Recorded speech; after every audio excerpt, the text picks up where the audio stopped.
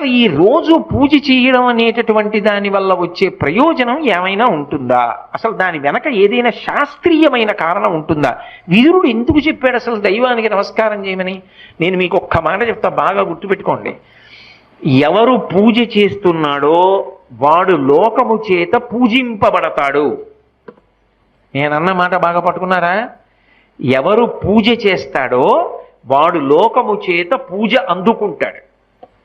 అదేమిటండి మీరు అన్నమాట మాకు బాగా అర్థం కాలేదు, మీరేదో అన్నారు బాగుండదని అన్నాను అంతే అంటారా? మీకు వివరణ చేసే ప్రయత్నం చేస్తా. పూజ అంటే ఏమిటి?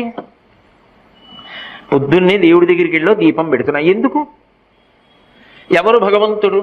చంద్ర సూర్యౌచ నేత్రే కర్ణావాసా శిరోద్యౌ ముఖమవిదహనో యస్య వాస్తేయమబ్ధి అంతస్తం యస్య విశ్వం సురనర ఖగో భోగి గంధర్వ దైత్యైః చిత్రం రమ్యతే